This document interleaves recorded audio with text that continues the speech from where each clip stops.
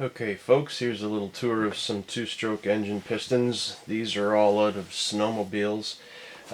This particular piston has two compression rings. They're obviously not in the piston. If we spin around here, hopefully the light shows. I'm going to get a bit more light on it. I don't know. Hopefully the light shows those two alignment pins in there where the end gap of the piston rings needs to line up.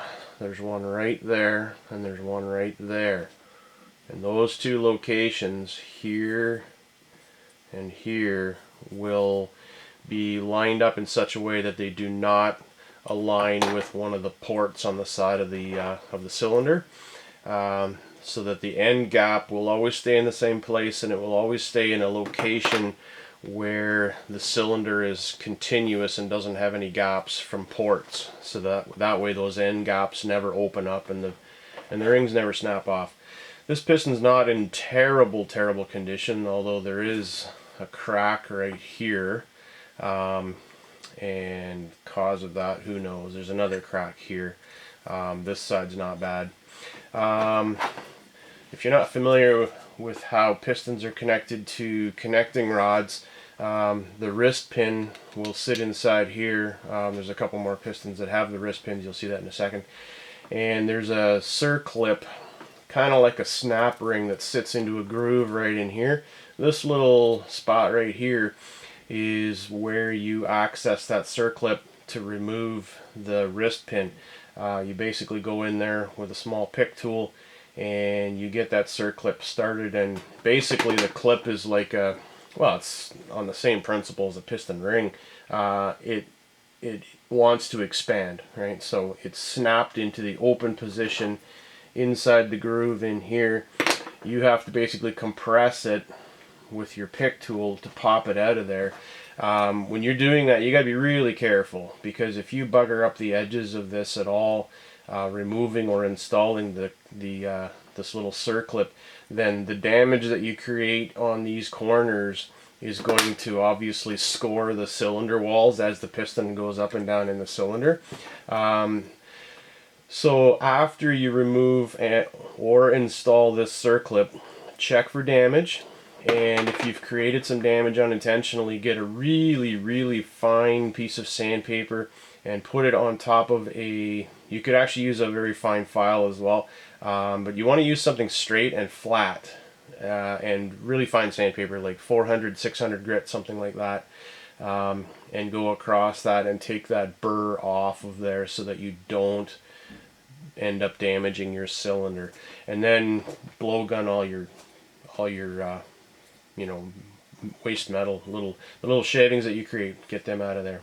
Alright, here's a couple of pistons. This is a pair of pistons that came out of a snowmobile. This one's not in terrible condition. Here is the wrist pin, by the way, and this is the cage bearing. This is the bearing that the connecting rod would actually go around. So to install this, you remove the circlip. They're both gone. You work the wrist pin back, you put the end of the connecting rod in there, press the wrist pin through it, and by the way, this needs to be captured inside here, because that's actually, this goes inside the end of the connecting rod, and then you press the wrist pin through, and then you reinstall your two circlips. Now you can tell this thing got hot if you look at the discoloration on the wrist pin.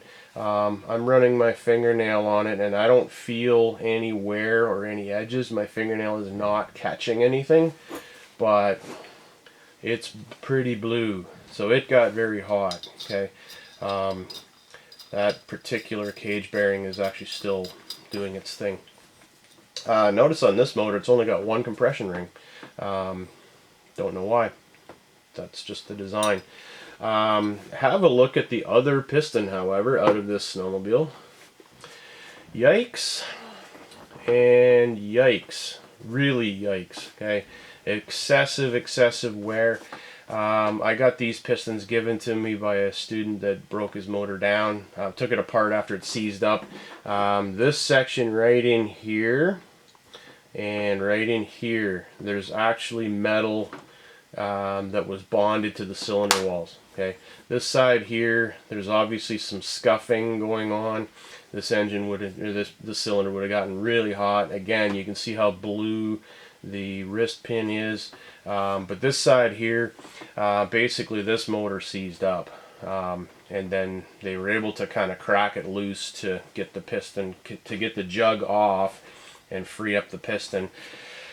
There's no saving this, right? This is a replacement item. You get a new piston, new ring. There's no scratches on that. Well, there's a little bit. Probably enough that you could still use that wrist pin. Although if you're going to the trouble of tearing a motor down and replacing a piston and rings and a jug and gaskets and you might as well, like these things aren't expensive relative to all of that work, so you might as well just replace them all at once. Okay, that's that guy.